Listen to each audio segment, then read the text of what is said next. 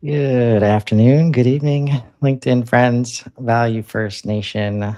Welcome to our first episode of AI Native Context.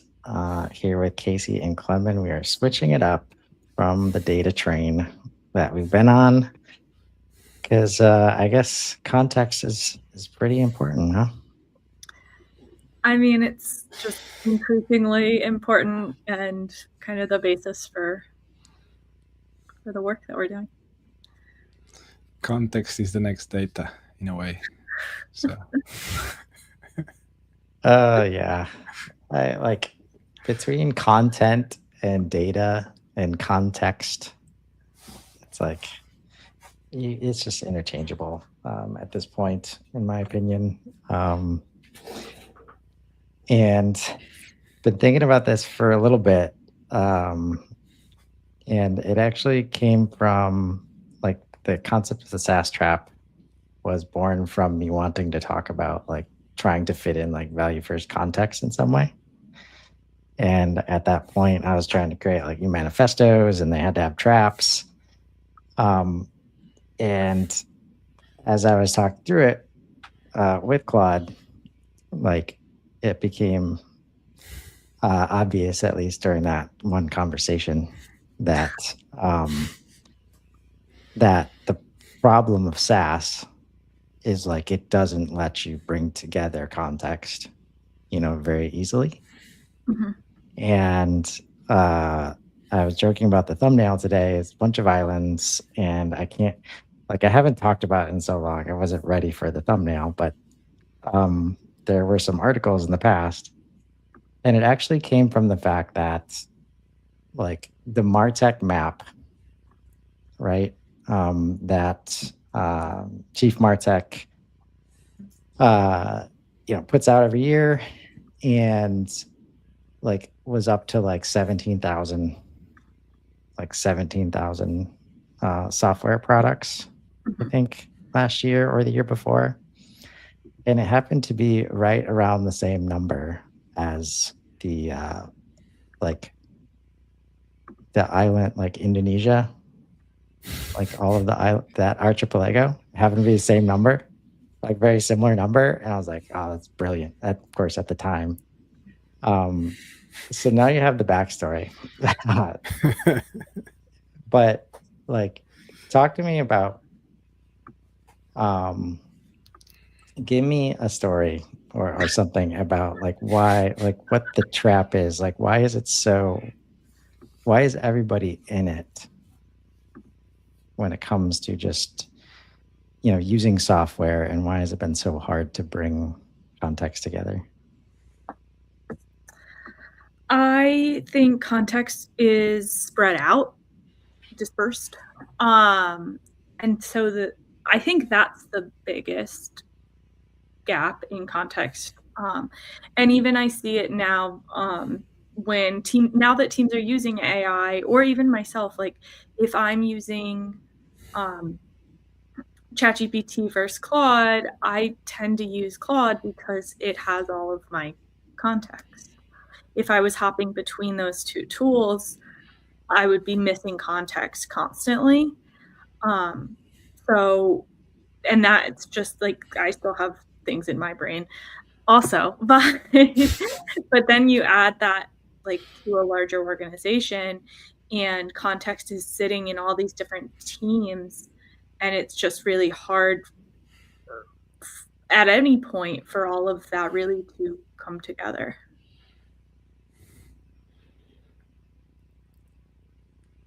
we have challenged individual level at a context.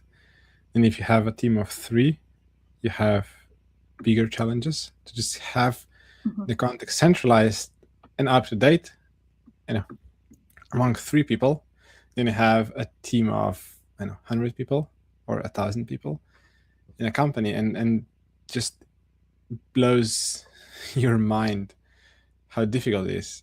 In the past, you had a 60-minute call and you agreed and you were all on the same page in terms of context around one project, one task, whatever.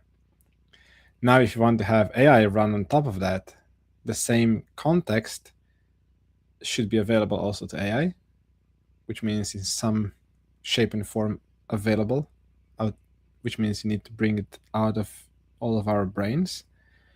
But then, as I see it now, is keeping that context up to date is a whole new level of complexity. So that I use my Claude on the same context, and you use your Claude basically on the same context, so we don't talk to different version of the context, or maybe do the same thing into different directions, because then merging all that and unify it and everything is just harder down the road. So the faster you can figure out how to share the context, I think the better. And I don't think it's resolved at a big picture level that, hey, this is how you do it. We're all trying to figure it out. Mm-hmm. Yeah, I told a story on Another Orange Morning this morning about a call I was on this week with the finance team for one of my clients. They were having issues that, with data syncing between HubSpot and QuickBooks.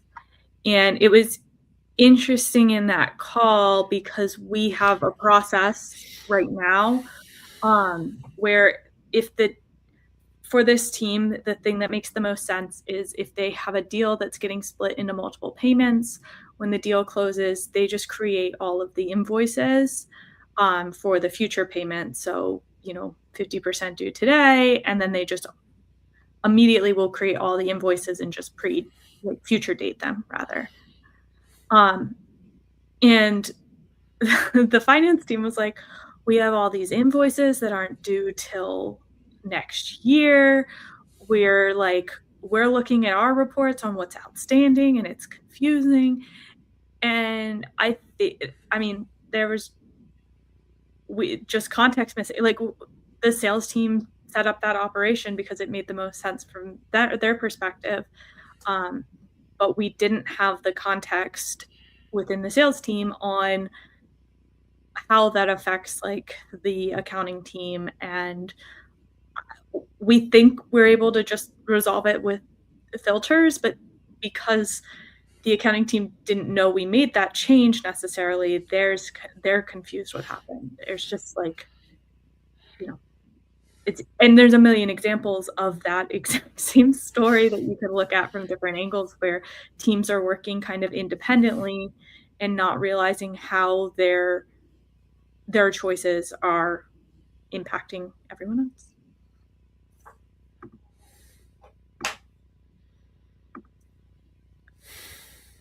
Yeah,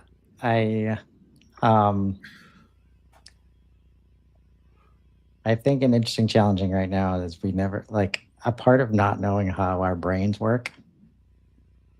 It means we also don't really know how we manage context, at any given point. And it's so in the moment to where I don't think software and SaaS ever solved. It never solved for this. Even in the rare cases where you could deliver a full platform, like ERPs, SAPs, those kinds of scales, it's still that you found ways to silo the teams within those products, and it felt like it didn't feel like it was the same product everywhere, and everybody still has their stuff outside. So you end up with this system where, okay, if you're going into business and you're trying to profit from software, and you likely are not building SAP, ERP size companies, it's point solutions, right? That's been a very common phrase. And you sell point solutions by selling point problems or solving point problems. And as the teams work together, as before there was software, right? We're all working together in person, and we're yelling across rooms. We're like talking whenever we need to, like, oh man, Clemen's on the line. Hold on. Like, let me go get some information from Casey. Be right back. Like, oh, you want to talk to somebody else today? Like, all right, let me go get them. Like all of these movements to just like hold, just like literally there's everything possible to hold all the context together and create it, like literally create the context story at any given moment to serve whatever's on the phone right now or whoever you're talking to, right? And we never grew out of that. Like, and now AI can help you solve for it, but unless you know how to talk through a process, which again, part of the SaaS trap is that you've learned how to do it the way the software tools like are built to do it, right? And it's really it never kind of fails to amaze me each day how bad of a problem that is. Where really smart humans know exactly what they need to be doing for their customers to make them happy, but they think they can't, like because the software doesn't let them, or because like it's not going to be seen in the software, so it won't get measured by it, and it's not in my best interest to do it. Like how prevalent that is crazy.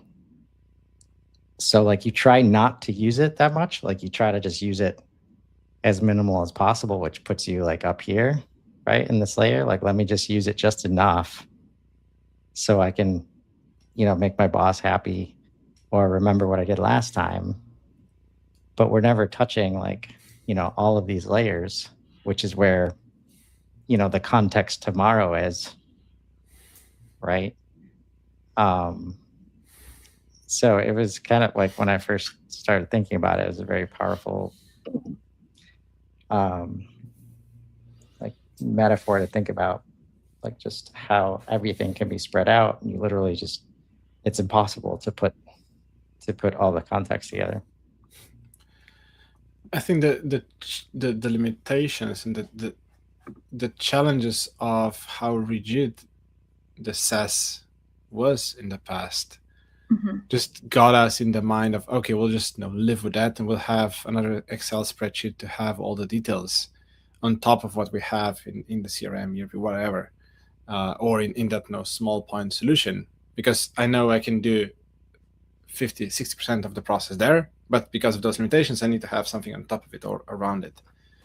And then we were fine because it was too expensive to even think of doing something else or using something else and then building it from scratch. Now that burden is gone,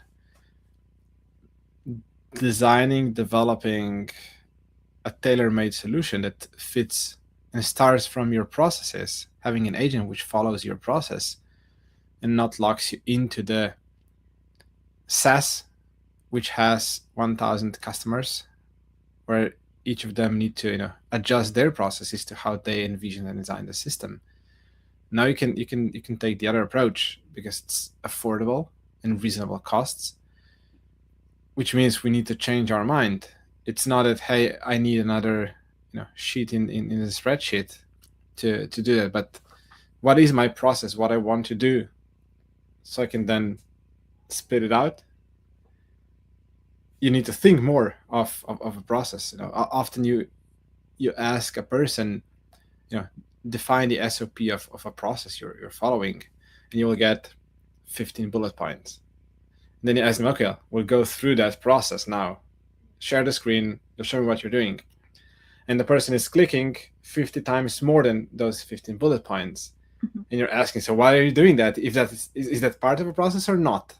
I mean, yes, but I just click because I know I need to click there. I mean, yes, but again, this is the context, which was just somewhere else, not in the process, in the system, because there was no place in that SaaS that they were using. Now I think is really the opportunity to go thoroughly through those processes, because we can build custom solutions to address those limitations that we had in the past. Yeah, I I actually one time did there's an app or an extension for Chrome called Scribe, and it will like create process maps for you. And the first time I ever used that, I had an idea of what the process was, and then I was just trying it out using like the free version, and I like very quickly ran out of like I was like, oh, like however many steps it will like record, because there were way more steps than like air clicks, to your point, and then I like realized I had in whatever I was doing. It was just a bad record. That's just like, that was a weird one. Okay. Usually, we see the data. It's like, no, they're all anomalies. They're all exceptions. And that's how this, like, that's the difference that we have now. Like, you can reach to Breeze Assistant, you can reach to AI and just create what you need in the moment to start bridging these gaps, if you ask for it. And I think a part of our goal with this new series is to help you ask like AI, to understand your own processes, understand how important the context is,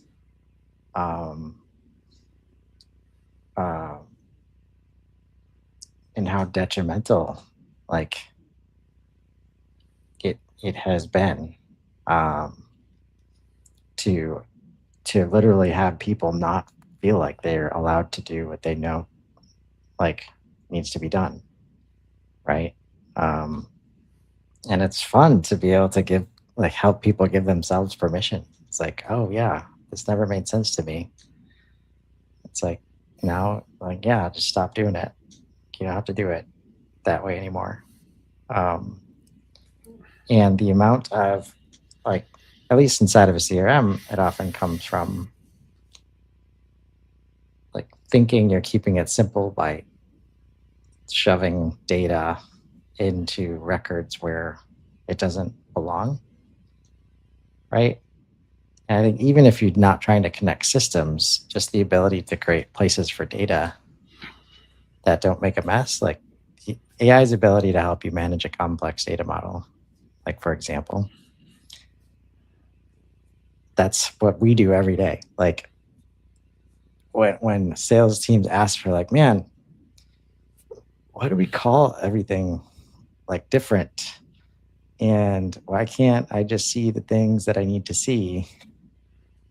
It's like, well, because you need like 4 more objects to be able to relate to this one in a way that's not like named all weird, because this team owns it and that's how they manage, their system, right?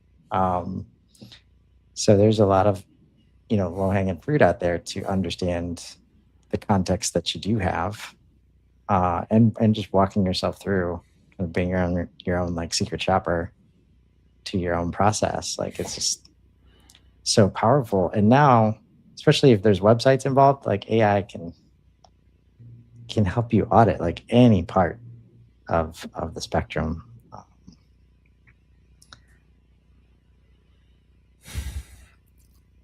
And the mind shift I'm also trying to remind myself all the time is, when you ask Claude to do something and the output is not what you expected, it's because you just you didn't provide a context, whatever that context was missing. I mean, maybe there is a process, or maybe there is expected output that you thought it's the only way how you can present something, but obviously it's not, because your understanding and your experience gives you that implicit context that you don't even think of, that you should tell to AI or to someone else in the past.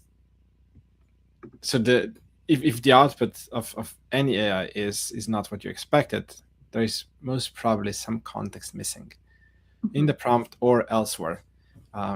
As we're now building operating system internally, at some point it was logging LinkedIn DMs to wrong context, and I was kind of, why can't you have all the context you need at the contact level?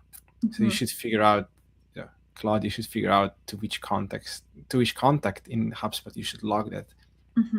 Yeah, but then I realized, oh yes, we never gave the context of how we manage contacts in our HubSpot in terms of new employments. So we have duplicate records, at least 2 contacts with the same LinkedIn URL. So the system doesn't understand that. And at the time when the system we built needs to log a LinkedIn DM, it just picks one. Sometimes it picks the right one, sometimes the wrong one. But when we provided the context, how we manage those contacts, everything started working. I think the idea of context, like I think it's intimidating to think you have to deliver all of this context. Not only I do this when I deliver work to somebody else. I often in my head think about like this trade-off of how much work is it going to be for me to give them the context versus how much is it going to relieve for me to not have to do whatever the ask is. And I'm constantly doing those equations kind of in my head. And I think it's the same thing with AI. For me, it's been made easier because I use AI to draft follow-up emails after meetings and log kind of meeting notes. And there's super rich context in there, and then that suddenly kind of propels everything else forward. And that's made it much more approachable for me personally.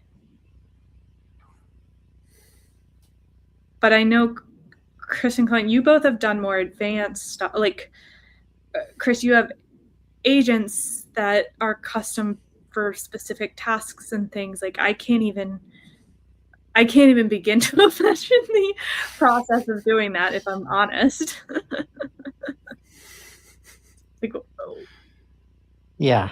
And even still, I don't think I take it as far as I can. Like over the past week, as I started doing the Daily Show with Nico again, I'm like continuing to build and like not settling for not having the expertise that you need or know how to solve the thing. Like you still get into moments where like even with 100 agents, with all like the job descriptions and like there still comes times where it's like, man, why isn't it getting that right? Like, why isn't this working? And then it takes like a couple of days to be like, oh, like the expertise is not in any of the agents or me like working on that thing. So I think like what we've all gotten good at because we've been in this trap is managing like with less than, right? Like creating workarounds, understanding that, all right, I can't really trust that data, but I know exactly where to go to confirm it. It's not going to solve it or keep me from doing that next time, but that's how I need to get it done right now. So that we don't even ask the question of like, all right, how do I not have to deal with this ever again? And then get a plan within like 5 minutes and then build it in 10 minutes. Like we just have not been taught that we can have nice things like that. Right? Yeah. That's, I think, the difference that needs to happen in minds of people. In the past, even if you would take 30 minutes of thinking how it could be done in a more streamlined way, so that next time you just have a click away to that, or directly that data available. Even if you had a good plan, there was really long way to get it implemented in a way that you could just use it. Now you can. So it's worth spending 5-10 minutes of thinking what that abstraction of what you just did is, so that it works for all the other cases later. But our minds, I think, really need to change how we think. In the past, the main goal was, okay, I have a task, I need to get it done. You get it done. Next task, please. Now you don't necessarily need to think only that way. It's maybe worse. At the beginning, you will be just wandering around and building stuff you will never use, but it's part of the change in each of our mind that needs to happen. Because possibilities, as I said, Chris, are here. You can now build stuff which you couldn't in the past. Yeah, it's like the opposite of point solutions. Like, there should be no what-off solves anymore. And that's what. So I appreciate how it's coming together, inside of platforms like HubSpot right now. But that is a serious shift. When you can see somebody start building, you start building apps and a Replit or something. But until you create this layer of context where you can just throw any idea over there and start to see value very quickly, because it just allows for this different level of value to be created, because you're not having to start from scratch ever. Right? And you start to plug that into systems of record, like a HubSpot, then it's oh, you just have this ever growing body of context that stays maintained. And the amount of cleanup and time during meetings to just get aligned on what the data is supposed to be, right? Because our tools can't connect, or because it costs too much, or because we tried and it didn't work. And it was so painful that I don't ever want to think of that kind of project ever again. Right? Yeah. To now, where people who are taking this journey are I've never had so much fun in my life. Right? And they're at the same job. Right? Yeah. I think sometimes if you're able to build context in a way that feels fun, to your point, Chris, that sounds stupid probably, but it is real. You had mentioned, I think when we were live, I don't think it was in the pre-show, but you having conversations with Claude, and I find when I'm in active conversations with Claude, that's when I get the best outcomes out of Claude or any AI tool. But and all of that is building context, really, and you're strategizing with someone, and so it feels kind of rewarding. We all know AI's tends to compliment you and stuff like that. So that's also not a bad thing when you're trying to strategize. There's some benefit there. And I don't know, I just think building context often is actually the most fun and rewarding work that I do with AI. It just also can be kind of time consuming, especially for me to do it well. I have to lock in, and in a world where we're getting pulled in a million different directions, and while we've been on this live for 30 minutes, I've heard my notifications go off at least 10 times. It's hard to lock in. And to have a clean and structured context, it's not one prompt away. This is where you need to be invested and take the time to think through it, because with just one simple prompt, you'll not get what you want in a way that will compound down the road. And with each and every one being pulled in so many directions, with so many notifications, so many stuff happening, you quickly get distracted.